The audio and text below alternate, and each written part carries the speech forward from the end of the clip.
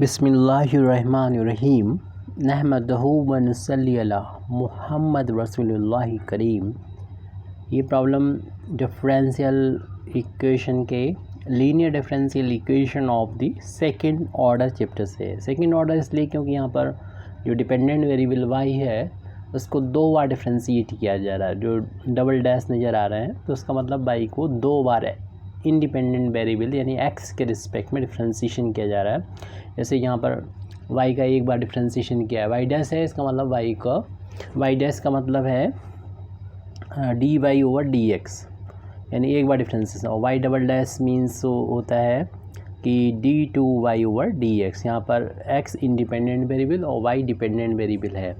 इस differential equation को हम इसलिए इस तरीके से भी लिख सकते हैं, तो हम कह सकते हैं the given differential equation is, जिसका हमें सोल्यूशन फाइंड करना है। तो ऐसे लिख सकते हैं x square d2y over dx square minus 2x 1 plus x dy over dx plus 2 times 1 plus x y is equal to x cube. तो इस डिफरेंशियल इक्वेशन को या गिवन डिफरेंशियल इक्वेशन जिस तरीके से लिखा है वैसे भी लिख सकते हैं। तो ये है linear differential equation of the second order. Second order इसलिए है क्योंकि मैक्सिमम बार जो डिफरेंशिएशन किया गया है वो दो बार है, और इसमें हम देख रहे हैं कि d2y ओवर dx की ब्रैकेट में करें तो होल पावर 1 है, फर्स्ट डेरिवेटिव की पावर 1 है, y की पावर 1 है, इसलिए ये लीनियर है। और यहाँ पर जो कोफिशिएंट इसके होते हैं वो वेरिएबल भी हो सकते हैं, कांस्टेंट भी हो सकते हैं, और यहाँ पर ये x का फंक्शन होगा या कांस्टेंट होगा। तो इस तरीके की प्रॉब्लम को जब हम लोग सॉल्व करते हैं तो सबसे पहले हम इसका पर्टिकुलर इंटीग्रल फाइंड करते हैं, और इसके लिए हमारे पास कुछ टेस्ट होते हैं सिंपल से। तो उन कुछ सिंपल टेस्ट का यूज़ करते हुए हम लोग पहले रफली इसको सॉल्व करते हैं। कई टेस्ट हैं लेकिन जो हमारा यहाँ पर सक्सेस हो जाता है उसको यहाँ पर हम दिखा देते हैं, जैसे कि अभी हमने यहाँ पर दिखाएंगे इसको। तो उससे पहले इस जो इक्वेशन है इसको स्टैंडर्ड फॉर्म में कन्वर्ट कर लेना चाहिए, यानी d2y ओवर dx स्क्वायर के कोफिशिएंट को 1 बनाने के लिए जो भी यहाँ पर लिखा है उससे डिवाइड कर दीजिए, यानी एक्स स्क्वायर लिखा है तो इसलिए एक्स स्क्वायर से डिवाइड कर देंगे। तो इसी चीज़ को हम लिख देते हैं dividing by x square. The given equation can be written as d2y over dx square minus, जब यहाँ पर हम एक्स स्क्वायर से डिवाइड करेंगे तो एक x कैंसिल हो जाएगा, 2/x आ जाएगा, और पहले से ब्रैकेट में 1 प्लस x है, dy ओवर dx है। ऐसे ही इस टर्म में जब एक्स स्क्वायर से डिवाइड करेंगे तो अपान में x आ जाएगा, एक्स स्क्वायर आ जाएगा, sorry 1 plus x upon x square. y right hand side में जब x क्यूब को डिवाइड करेंगे एक्स स्क्वायर से तो क्लियर सी बात है x आ जाएगा। इसको और सिंपल तरीके से लिखना चाहें तो लिख सकते हैं d2y over dx square minus 2। इस हम x को अगर अंदर इस ब्रैकेट के ले जाएं तो ये 1/x हो जाएगा इस वाले टर्म के साथ, प्लस का साइन है, उसके बाद x/x करेंगे तो 1 आ जाएगा। तो dy over dx plus 2 times, और ऐसे ही हम इस ब्रैकेट के में अलग अलग टर्म दो हैं यहाँ पर, दोनों के नीचे अगर एक्स स्क्वायर को ले जाएंगे तो 1/x स्क्वायर हो जाएगा, और x/x स्क्वायर करेंगे एक x कैंसिल होने के बाद 1/x बचेगा, y इस राइट हैंड साइड में ये x आ गया। इस तरीके से जो इक्वेशन हमारे मिल चुकी है तो इस इक्वेशन की कंपेयर हमें कर देना चाहिए जो standard equation of linear differential equation of second degree का जो स्टैंडर्ड फार्म होती है, यानी d2y over dx square plus pdy over dx plus qy is equal to r, इससे कंपेयर कर दिया जाएगा। हालांकि इसको आप लिखें या ना लिखें, लेकिन आप dy ओवर dx का कोफिशिएंट p ज़रूर तलाश कर लें कि dy ओवर dx का कोफिशिएंट ये है जो कि माइनस का 2 टाइम्स 1/x प्लस 1 है, ये इक्वल का साइन है यहाँ पर, और y का कोफिशिएंट जो कि q है, यहाँ पर y का कोफिशिएंट 2 टाइम्स और इक्वल का साइन है ये 1/x प्लस 1/x, और राइट हैंड साइड में जो होता है वो उसको हम लोग r बोलते हैं, r की वैल्यू x है। ये तीनों वैल्यू को याद रखिए, इसका यूज़ है इन p और q की वैल्यू को देखने से हमें पता चल रहा है कि जो अभी हम इस टेस्ट की बात कर रहे थे पर्टिकुलर इंटीग्रल को फाइंड करने के लिए, वो किस टेस्ट को अप्लाई करना चाहिए रीडली पता चल जाता है। तो यहाँ पर उसको हम अगले पेज पर यहाँ पर अप्लाई कर रहे हैं। तो अगले पेज पर नेक्स्ट स्टेप, तो उसके लिए हम यहाँ पर एक टेस्ट करते हैं, यानी p प्लस QX की वैल्यू फाइंड करते हैं। तो p की वैल्यू जो थी वो माइनस का 2 टाइम्स 1/x प्लस 1 है, और प्लस q की वैल्यू को अब लिखेंगे हम, q की वैल्यू हम लोगों ने फाइंड की थी 2 times 1/x square plus 1/x, और उसमें हमें x से मल्टीप्लाई करना है, उसको फिर सॉल्व करना है। ये वैल्यू 0 आ जाएगी, तो फिर ब्रैकेट ओपन करेंगे।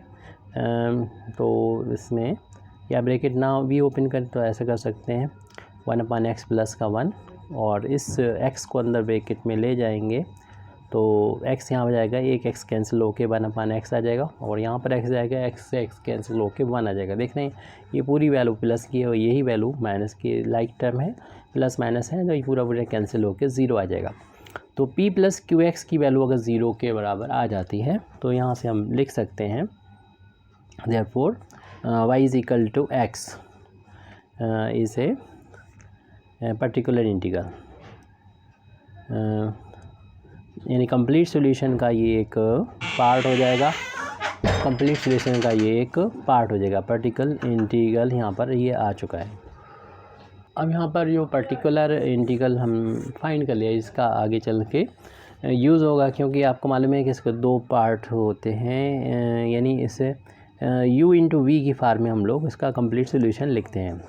यानी इसको हम जैसे कि आर्टिकल देखा होगा, तो कंप्लीट सॉल्यूशन अगर लिखना है तो इस फार्म में होता है, और u की वैल्यू को हम लोग इस वैल्यू को हमने जो कि सम स्पेशल मेथड है उस तरीके से फाइंड करते हैं। जो हमने x की बराबर निकाली, हमें अब v की वैल्यू को फाइंड करना है, यानी इस u की जगह पर हम जब x पुट कर देंगे तो ये कंप्लीट सॉल्यूशन कहलाएगा, और कंप्लीट जो सॉल्यूशन होगा वो हमारे जो गिवन डिफरेंशियल इक्वेशन है उसको सेटिस्फाई करेगा। तो इसका यूज़ करें। हालांकि जो सेकेंड ऑर्डर का जो linear differential equation of second order है उसे सॉल्व करने के और भी मेथड होते हैं।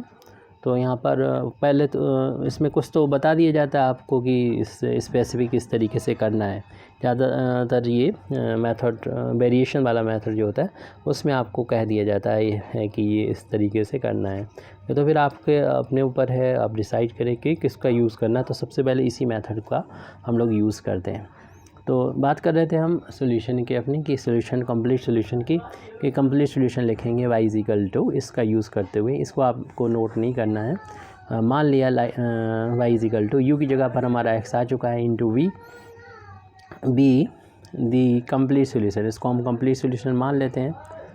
कंप्लीट सॉल्यूशन, जब कंप्लीट सॉल्यूशन है तो फिर आपको मालूम है कि जो इक्वेशन नंबर 1 है उसको ये सेटिस्फाई करेगा। लेकिन वहाँ पर हमें नज़र आ रहा है सेकंड डेरिवेटिव, फर्स्ट डेरिवेटिव, तो उसको हम फाइंड कर लेते हैं, इसको डिफ्रेंशिएट कर लेते हैं। 2 फंक्शन है, फर्स्ट फंक्शन वैसा ही सेकंड फंक्शन का डिफ्रेंशिएशन, प्लस सेकंड फंक्शन वैसा ही फर्स्ट फंक्शन का एक्स के रिस्पेक्ट में डिफ्रेंशिएशन 1 हो गया। अब हमें इसका सेकंड डेरिवेटिव यानी d2y/dx² की वैल्यू भी चाहिए। तो इसमें इन दोनों टर्म का अलग अलग डिफ्रेंशिएशन करना होगा। इस टर्म का जब डिफ्रेंशिएशन करने हम जा रहे हैं तो फर्स्ट फंक्शन वैसा ही सेकंड फंक्शन का डिफ्रेंशिएशन एक बार हम कर चुके थे, v का डिफ्रेंशिएशन x के रिस्पेक्ट में, दोबारा कर रहे हैं तो d2v/dx² आएगा।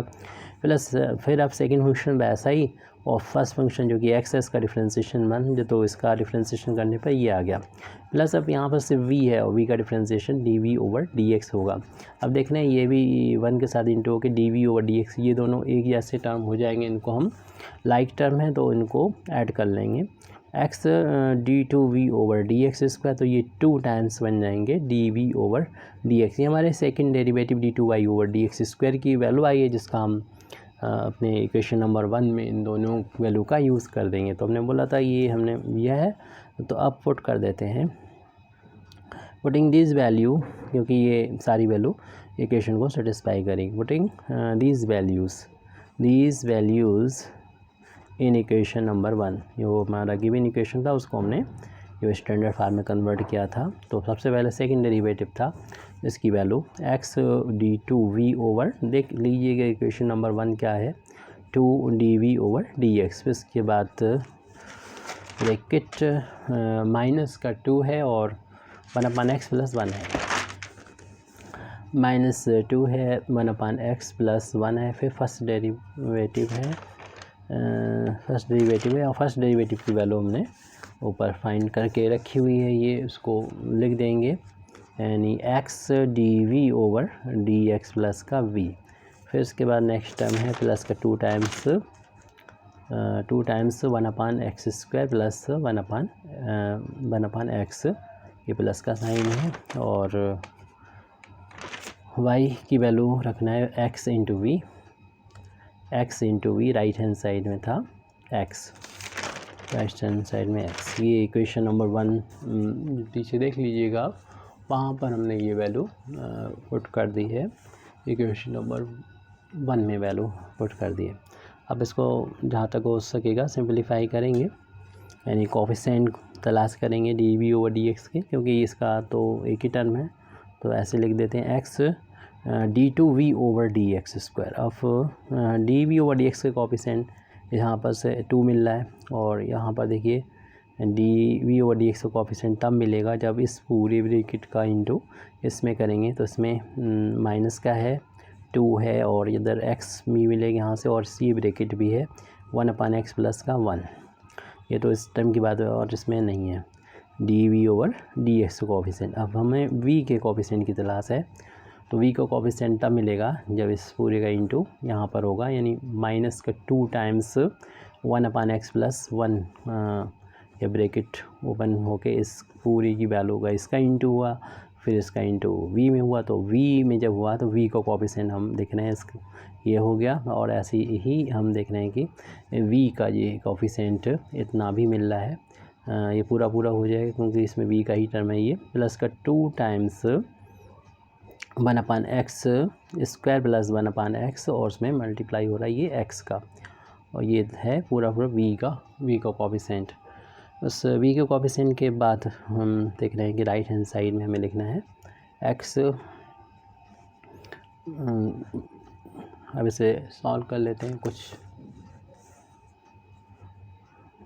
लाइक टर्म होंगे, x d two we over D x square plus इस ब्रैकेट को ओपन करेंगे, 2x का इन दोनों टर्म में मल्टीप्लाई हो जाएगा, तो 2 माइनस, जब यहाँ पर इसमें मल्टीप्लाई होगा x ऊपर नीचे कैंसिल होकर माइनस का 2 मिलेगा, और माइनस का हो जाएगा इसका इंटू यहाँ पर हो जाएगा माइनस का 2x, और d we over D x plus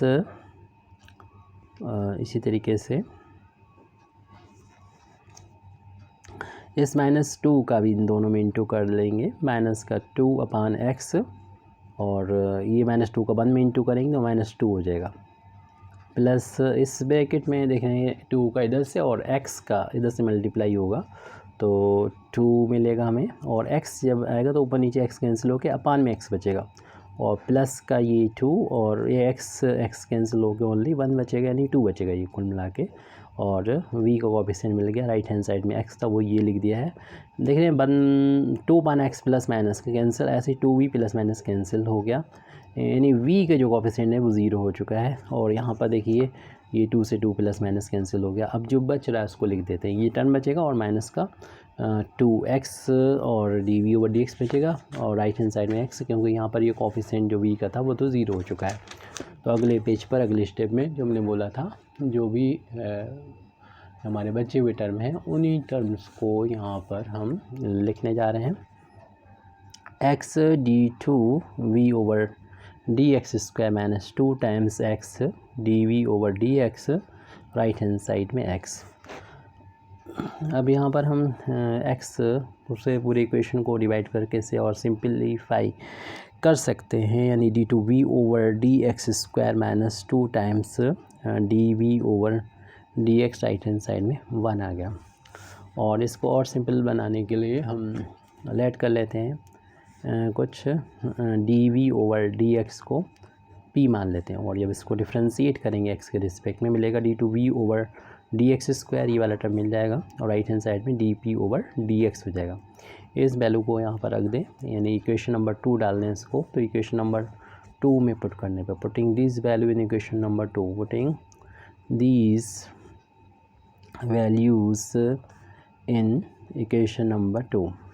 तो ये value d p over D x है, -2 into d y over D x की जगह पर पी रखना है, राइट हैंड साइड में 1 है। ये आपके लीनियर डिफरेंशियल इक्वेशन बन गई है, जो कि इस तरीके से होती है, d y over D x plus p y is equal to q की फार्म है। यहाँ पर y डिपेंडेंट वेरिएबल है और x इंडिपेंडेंट वेरिएबल है, तो y की जगह p ले p है, p y की जगह p है, यानी डिपेंडेंट वेरिएबल p है, इंडिपेंडेंट वेरिएबल दोनों जगह पर x है। तो जो भी p और q हों उनकी तलाश होगी, क्योंकि सबसे पहले इसे सॉल्व करने के लिए इंटीग्रेटिंग फैक्टर की वैल्यू को फाइंड किया जाता है, जो e की power p into D x होता है। ये वही मैं फाइंड कर लेता हूँ। तो इस डिफरेंशियल इक्वेशन का सोल्यूशन होता है y into integrating factor is equal to q into integrating factor d x plus का c।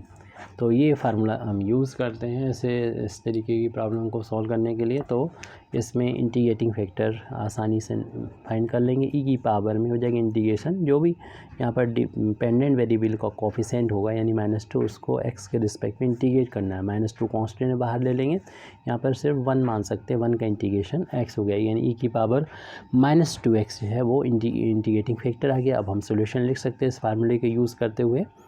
तो सोल्यूशन ऑफ दिस इक्वेशन, इस इक्वेशन नंबर आप चाहें 3 डाल दें।